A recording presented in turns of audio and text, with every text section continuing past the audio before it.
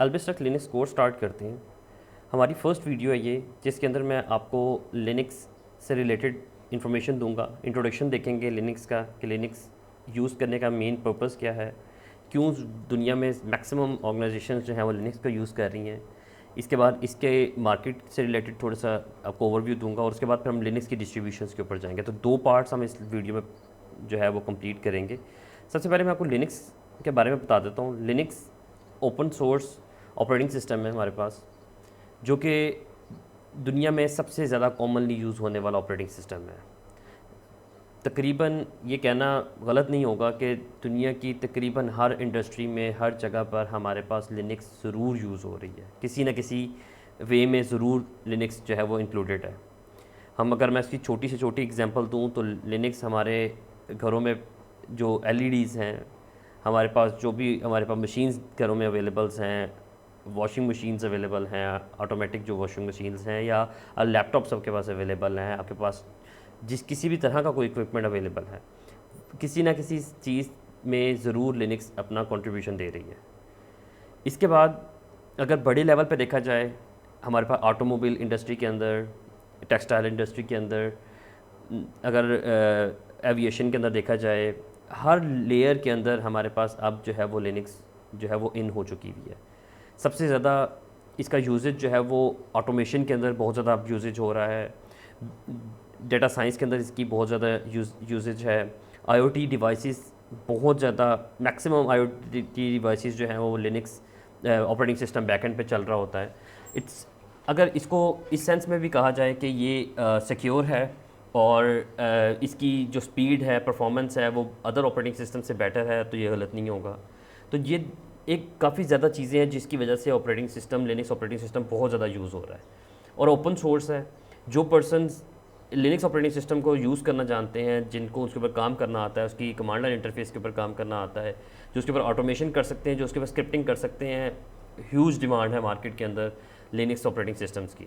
Linux administrators की बहुत ज़्यादा डिमांड है, लिनक्स सिक्योरिटी में की बहुत ज़्यादा डिमांड है। आपके पास जॉब अपॉर्चुनिटीज़ बहुत ज़्यादा है, मार्केट में बहुत ज़्यादा इसकी डिमांड है।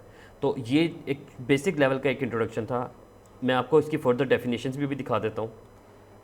ये मैंने एक डॉक्यूमेंट तैयार किया है जिसके अंदर मैंने एक बेसिक इंट्रोडक्शन लिनक्स का, उसके ऑपरेटिंग सिस्टम का, उसके ऑपरेटिंग सिस्टम से अलावा उसके सॉफ्टवेयर से रिलेटेड, डिस्ट्रीब्यूशन से रिलेटेड उसकी जो है हमारे पास अवेलेबल है, वो सारी चीज़ें मैंने एक स्मॉल जो है वो एक डॉक्यूमेंट रेडी किया है जस्ट फॉर माई स्टूडेंट्स के वो इनको रिव्यू कर सकें अगर वो फर्दर इसके बारे में जानना चाहते हैं। तो लिनक्स ऑपरेटिंग सिस्टम मैं आपको बता चुका हूँ, कॉमनली यूज़ ऑपरेटिंग सिस्टम है, बहुत ओल्ड ऑपरेटिंग सिस्टम है, यानी कि 90s से यूज़ हो रहा है।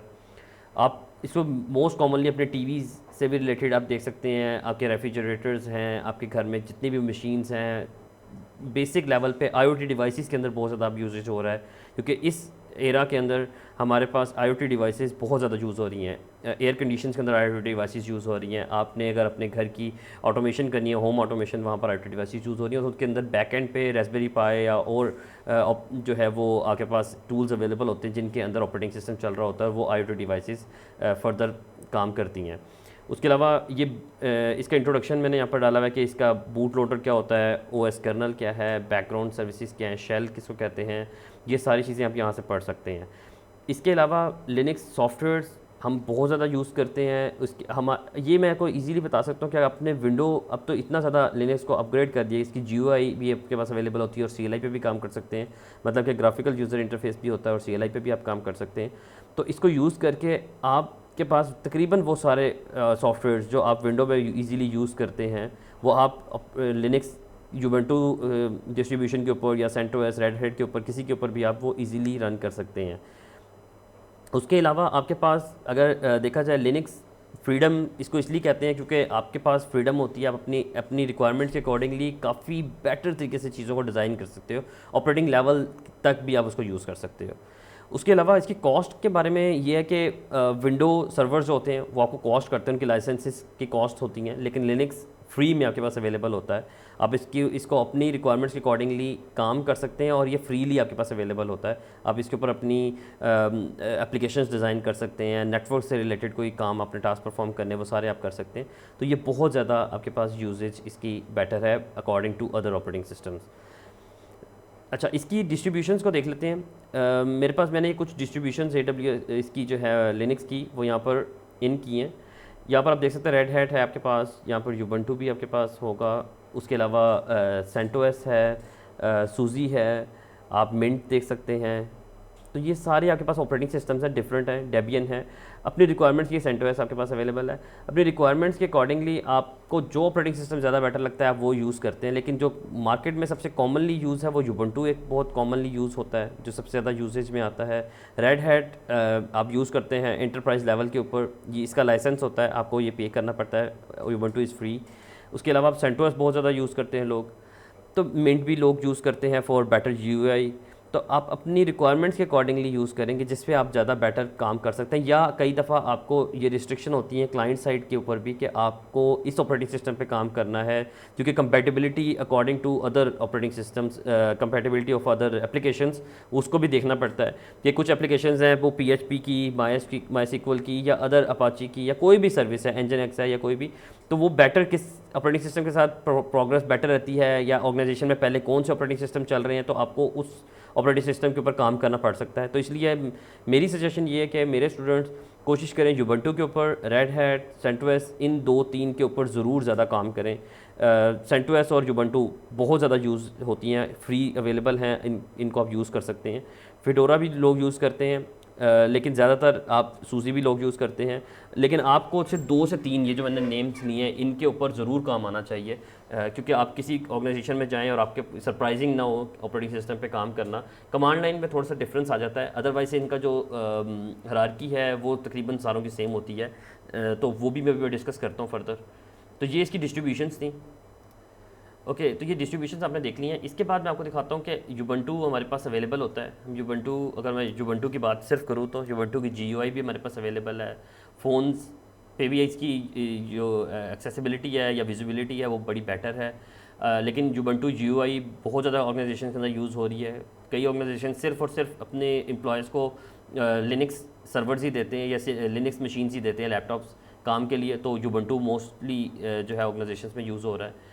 ये यूबंटू की हर डिवाइसेस के लिए, जैसे मैंने एक इमेज इंटरनेट से लिया था, उसको हम यूज़ कर सकते हैं। ये इसकी भी जो इसकी सिस्टम की फ़ाइल कन्फिग्रेशन है, इसके बारे में आपको भी दिखाता हूँ। मैंने एक डॉक्यूमेंट रेडी किया है, जस्ट आपको एक चीज़ दिखानी है कि इसकी फ़ाइल सिस्टम होता किस तरह से है लिनक्स का। हमारे पास कुछ फ़ाइल सिस्टम्स हैं, ये अवेलेबल होते हैं। जैसे आप ऑपरेटिंग सिस्टम को इंस्टॉल करते हैं, अपने वर्चुअल मशीन के ऊपर कर रहे हैं या किसी सर्वर के ऊपर कर रहे हैं, तो रूट आपके पास अवेलेबल होता है, उसके अंडर कई डायरेक्टरीज़ होती हैं, इनको डायरेक्टरीज़ कहते हैं। आपके पास डायरेक्टरीज़ अवेलेबल हैं। ये रूट इसलिए कि ये कंप्लीट जो हायरार्की है वो इसके अंडर ही आती है, इसको सिस्टम लाइब्रेरीज़ कहते हैं। तो ये हमारे पास लिनक्स फाइल सिस्टम है, तो इसके अंदर कई सब डायरेक्टरीज़ हैं, जैसा यूज़र है उसके अंदर ये डायरेक्टरीज़ आ जाती हैं। तो मैंने एक और बेटर इसके लिए एक इमेज यहाँ पर इंटरनेट से लिया था, जिससे आपको थोड़ी विजिबिलिटी होगी कि ये जो / आ रही होती है ये रूट डायरेक्टरी होती है। मेन सारी ये जितनी भी फाइल सिस्टम्स हैं, जितनी भी डायरेक्टरीज़ हैं, वो इस रूट डायरेक्टरी के अंडर ही होती हैं। इसमें बिन आप देखें, बिन जो है वो यूज़र कमांड बाइंड्रीज़ के लिए यूज़ होता है, एसेंशियल है। बूट जो है वो स्टैटिक फाइल्स, जहाँ पर बूट लोडर से रिलेटेड फाइल्स पड़ी होती हैं, ये वो हैं आपके पास अवेलेबल। उसके अलावा डेव के अंदर डिवाइस फाइल्स होती हैं, इसको ETC कहते हैं, और ये बहुत ज़्यादा यूज़ होती है। हम ज़्यादातर ETC में जब हमें सिस्टम कन्फिग्रेशन के अंदर कोई चेंजेस करनी होती है तो हम लोग इस डायरेक्टरी को फॉलो करते हैं। इसको होस्ट स्पेसिफिक सिस्टम कन्फिग्रेशंस भी कहते हैं। Home directory user home directories होती हैं। इसके अंदर हम जो भी यूज़र क्रिएट करेंगे, जो हमारा मेन ऑपरेटिंग सिस्टम चल रहा है उसके अंडर हमने जितने भी यूज़र्स क्रिएट किया वो होम के अंदर हमारे पास अवेलेबल होंगे। हम उनको जो फर्दर यूज़र हैं, सपोज दैट कि एक यूज़र 1 है, यूज़र 2 है, यूज़र 3, वो सारे इस यूज़र होम डायरेक्टरी के अंदर ही होंगे। अगर हमने उनके अंदर जाके कोई काम क्रिएट करना है या उनकी कोई फाइल्स को कॉपी करना है, पेस्ट करना है, कोई भी काम करना है, तो हम वो इसके अंदर जाएंगे।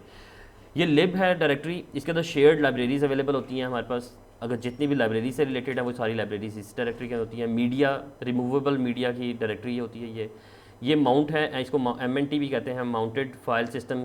ये आपके पास डायरेक्टरी अवेलेबल होती है। OPT हमारे पास अवेलेबल होती है, इसको कहते हैं सॉफ्टवेयर पैकेजेस के लिए आपके पास अवेलेबल होती है। एप्लीकेशन के सॉफ्टवेयर पैकेजेस जो होते हैं सारे। SBIN सिस्टम बाइनरीज़ के लिए यूज़ होता है, और ये भी जब हम ट्रबल शूटिंग करते हैं या कोई इंस्टॉलेशन करते हैं तो फिर उसके लिए हम लोग एसबिन भी काफ़ी ज़्यादा यूज़ करते हैं। एसआरवी ये यूज़ होता है सर्विस फ्रॉम सिस्टम के लिए, data for service from systems हम इसको यूज़ करते हैं। Temp is use for temporary files के लिए होता है। हम लोगों ने अगर टेम्परेरीली कोई चीज़ें मूव करनी है तो हम टेम्प में मूव कर देते हैं, डन, यहाँ से हम डिलीट भी कर सकते हैं उसको।